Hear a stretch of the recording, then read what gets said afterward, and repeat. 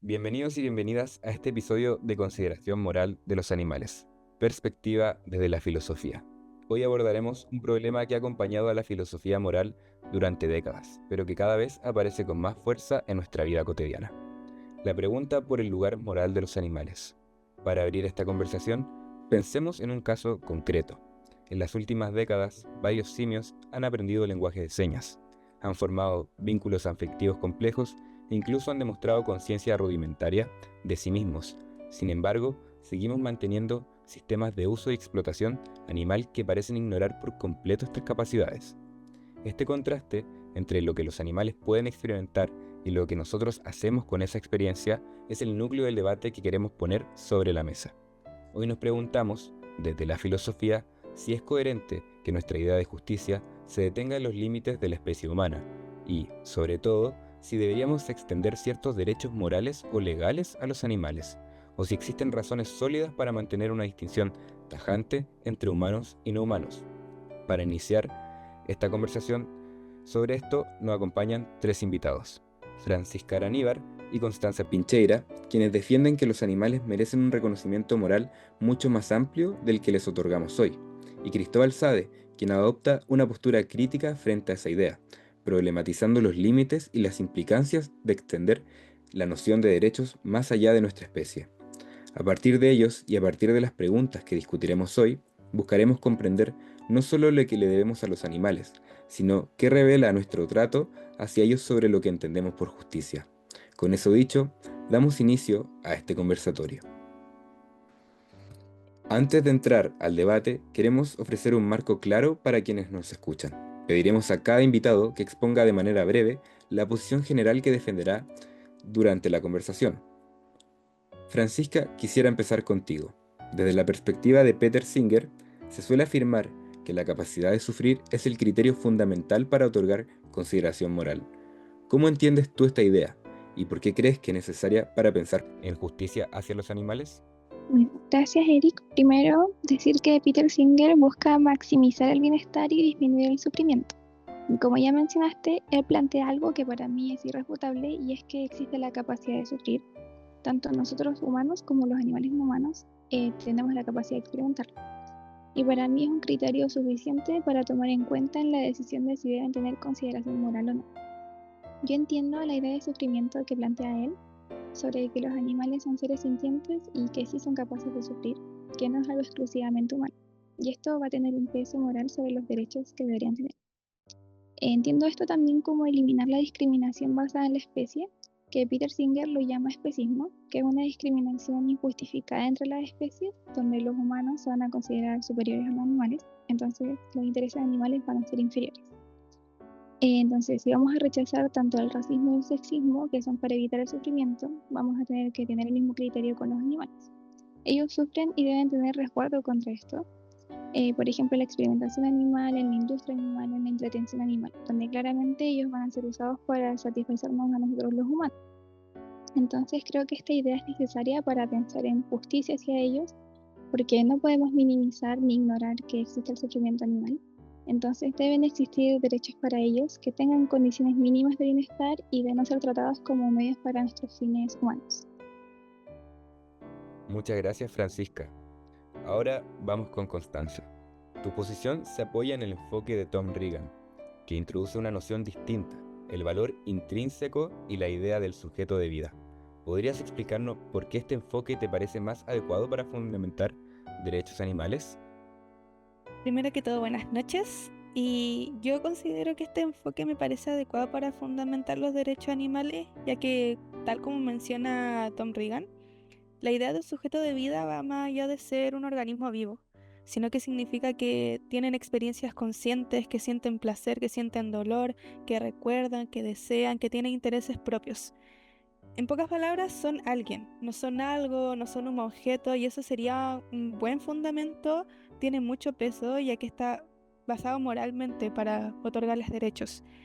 También es importante entender que el valor de alguien no depende de qué tan útil o racional es, sino el valor inherente viene del simple hecho de tener una vida, que son importantes por quienes son y no por lo que puedan hacer. Muchas gracias, Constanza. Finalmente, vamos con la parte opuesta. Cristóbal, tu posición adopta una mirada mucho más crítica frente a estas propuestas. ¿Cuáles son, desde tus perspectivas, los límites o problemas que surgen cuando intentamos extender derechos morales o legales a los animales? Hola Eric, muchas gracias por la invitación. Bueno, el principal problema de extender los derechos a los animales es que los derechos están pensados para las personas, para seres que pueden entender normas, asumir responsabilidades. O sea, los animales no pueden hacer eso. Y también es difícil saber dónde poner el límite, qué animales tendrían derecho y cuáles no. Por eso creo que es mejor hablar de deberes humanos, de cuidado y de evitar el maltrato. Muchas gracias, Cristóbal. Muchas gracias a los tres.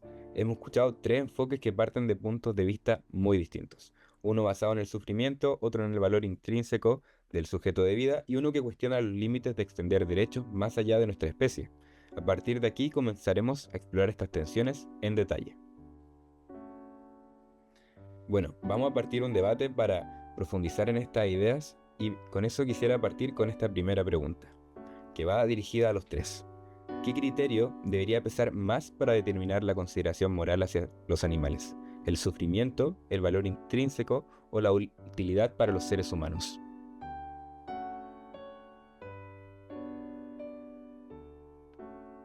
Mira, viéndolo de la perspectiva como de Adela Cortina del texto, la consideración moral debe basarse en nuestros deberes de cuidado, no en derechos para el animal.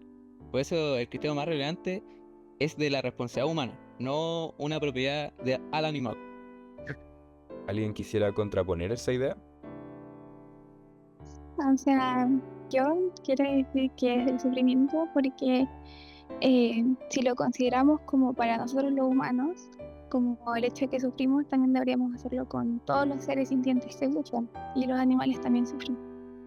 Yo quisiera hablar y igual me voy por dos lados, tanto por el sufrimiento como el valor intrínseco, pero considero que el valor intrínseco tiene más peso porque se está considerando en base a este criterio a los animales como alguien. No los tratamos como un objeto, sino que tiene más relevancia el tratarlos como un ser que tiene valor tanto como cualquier otro ser, eh, y por eso puede tener derechos. Entonces encuentro que tiene más peso para considerar moralmente a los animales. Perfecto. Entonces, claro, estarías más de acuerdo con una mirada de derechos animales. En ese sentido, quisiera, bueno, preguntar a los otros dos invitados, ¿es más adecuado hablar de derechos animales o de obligaciones estrictamente humanas? O sea, en caso de derechos, porque, o sea, como en la sociedad los animales no pueden asumir obligaciones como un humano, pero igual siento que por lo menos de la perspectiva del autor de Peter Singer, como que él no busca igualar los humanos y los animales, sino como que busca que sean reconocidos por su sufrimiento. No busca como darle los mismos derechos a un humano que a un animal, no busca igualarlos. Perfecto. ¿Y tú, Cristóbal? Bueno, Mira, poniéndolo de perspectiva según lo que dice Adela Cortina, los derechos solo tienen sentido en seres que pertenecen a la comunidad moral, seres capaces de entender normas, asumir deberes, responder ante ellas. Los animales no pueden asumir obligaciones, por lo tanto no pueden ser titulares de derechos morales o legales. A mí me gustaría dar mi opinión. eh, Em, claro, también piensa uno que animales no pueden asumir obligaciones, no pueden ser recíprocos moralmente, pero se considera injusto igual porque todo ser humano tiene derechos, como derechos humanos. Pero hay seres humanos, no sé, no quiero ser insensible, pero pongamos a los bebés o alguna persona que esté en coma, tampoco puede asumir obligaciones ni tampoco puede ser eh, recíproco moralmente, pero aún así tiene derechos, se le considera que tiene derechos humanos. Entonces, por ese lado lo encuentro injusto. Así que yo creo que el tema de tener derechos debe ir más como en el peso de que todos somos seres vivos, todos tenemos un valor. muchísimas gracias por tu respuesta, Connie. Y bueno, siguiendo un poco en esa misma dirección, quisiera llevarlo al tema de las mascotas. ¿Cómo explicamos que protegemos a nuestras mascotas pero aceptamos prácticas industriales que causan sufrimiento sistemático a otros animales? En mi caso, como por parte del autor, él lo explicaría como por el especismo, que le vamos a otorgar como más intereses o vamos a tomar más en cuenta los intereses de los animales que sentimos cercanos y como con los que tenemos vínculos emocionales, y por eso como que los protegemos más, y quizás no pensamos en la industria de animales, por ejemplo, con la comida, porque vemos más valiosas a nuestras mascotas que a los animales de las industrias, por ejemplo, en la industria ganadera. Perfecto, muchísimas gracias, Fran. Claro, entendemos esto desde una perspectiva siempre muy especista, como decías tú. Y bueno, desde las diferentes posturas nos vamos a este otro tema, que sería qué prácticas actuales serían moralmente injustificables y cuáles podrían mantenerse en ese ámbito. Bueno, tomo la palabra.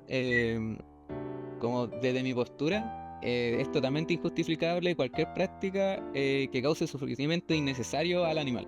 Me explico. Es, podemos mantener prácticas que tienen beneficios humanos esenciales, no sé, como la ganadería, y que siempre estas estén reguladas, que minimicen el daño. Y desde la perspectiva quizás desde las mascotas, desde la reproducción, quizás el comercio de mascotas, ¿alguien tiene una opinión? Voy a tomar la palabra. Para mí, personalmente, también es injustificable eh, por ejemplo, la venta de mascotas, porque las condiciones en las que las tienen, por ejemplo, en las tiendas de mascotas, me parece que sufren demasiado. Entonces, para mí, por ejemplo, es una práctica moralmente injustificable, porque supuestamente es como para buscarle una mejor vida, un hogar, pero igual sufren todo el proceso. Yo igual quisiera responder esta pregunta. Sí, o sea, se escucha como súper injusto el que protegemos nuestras mascotas, pero ignoramos todo el tema de las prácticas industriales. Pero es que pienso que también viene de algo que es algo que se puede cambiar.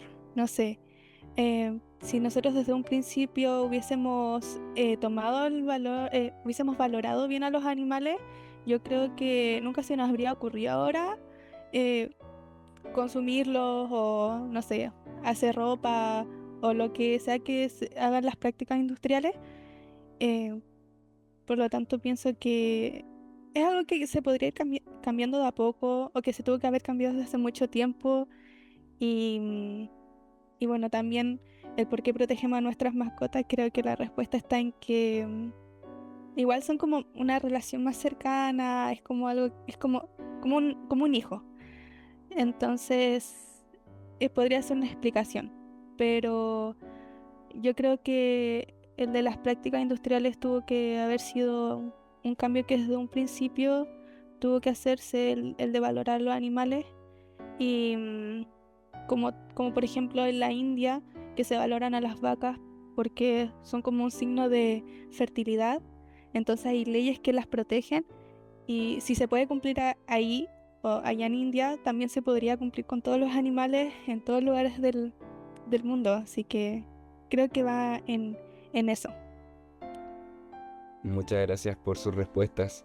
Bueno, ahora quería pasar un poco al siguiente nivel de esta discusión, que sería hasta dónde podríamos extender la justicia hacia los animales sin desbordar el mismo concepto de justicia. Y te quisiera quizás un poco preguntártelo a ti, Cristóbal, que estaba enfocado más en ese ámbito. Mira, la justicia en sentido estricto se aplica a personas. Entonces, ¿cuál sería el límite de los animales? O sea, ¿qué es animales o insectos si tomamos en consideración a todo animal? Entonces sería algo interminable, por decirlo así. Entonces, vinculándolo con lo que Adela postula, la justicia se aplica entre agentes morales. El cuidado se aplica hacia seres que no son agentes morales. Entonces, eso.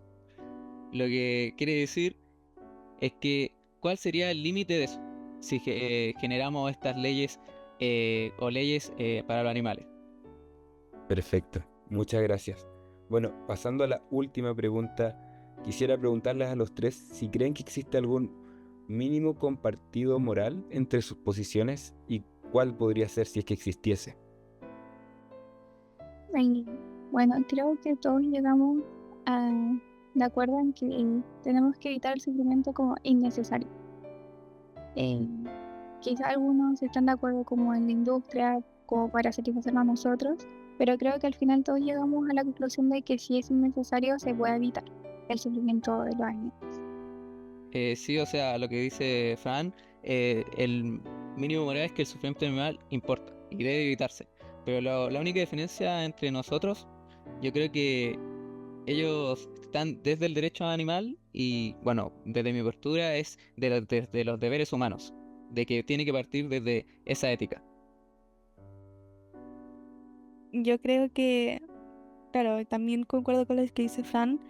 em, yo también estoy de acuerdo de que el mínimo moral compartido es el tema del sufrimiento.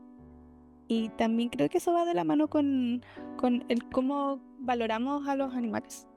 Van de la mano esas dos opiniones. Muchas gracias. Vemos que, claro, todos concordamos que igual que el sufrimiento innecesario es el mínimo. Y bueno, con esto cerramos nuestro bloque de debate. Logramos recorrer las principales tensiones del problema desde el sufrimiento como criterio moral hasta el valor intrínseco del sujeto de vida y las obligaciones sobre los límites de extender derechos más allá de la especie humana. También examinamos cómo estas posturas se reflejan en prácticas concretas de nuestra vida cotidiana. Bueno, a modo de síntesis quisiera preguntarle en 30 segundos o quizás menos con qué se quedan de este debate y qué quisieran decirle a las personas con respecto a la tenencia de los animales. Y bueno, ya no.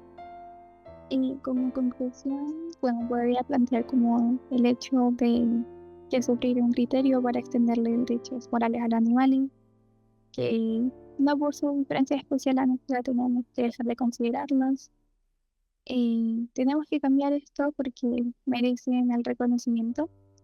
Y bueno, es algo como dijo Connie antes, que tiene que ir trabajando en el tiempo en las prácticas, por ejemplo, que no es un cambio radical al tiro, pero que se puede ir mejorando en el tiempo para poder lograr quizás una extensión de derechos morales a ellos.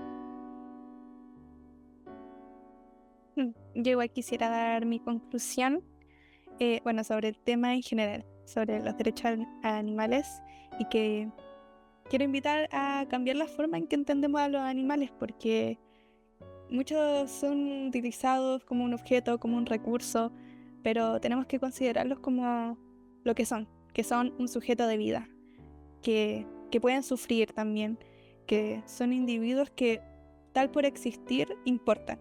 Así que por eso dar a entender que los animales tienen un valor y que deberían tener derechos básicos que no pueden ser ignorados ni sacrificados como por comodidad o por interés. Bueno, yo quisiera dar como conclusión y quisiera como recalcar algo que es proteger a los animales es indispensable. Pero eso no significa otorgarles derechos. Bueno, y también vinculándolo con Adela Cortina, los derechos surgen para regular las convivencias entre personas. Seres que son capaces de comprender normas, asumir responsabilidades. Entonces, yo creo que la vía correcta es reforzar nuestra responsabilidad ética hacia ellos. Bueno, con estas reflexiones llegamos a nuestro cierre y coincidimos. Los animales importan moralmente y nuestras prácticas actuales revelan inconsistencias que merecen reflexión y revisión. Esa parece ser la base común desde la cual avanzar. Diciendo aquello, agradecemos a todos por escucharnos y nos vemos hasta la próxima. Muchísimas gracias.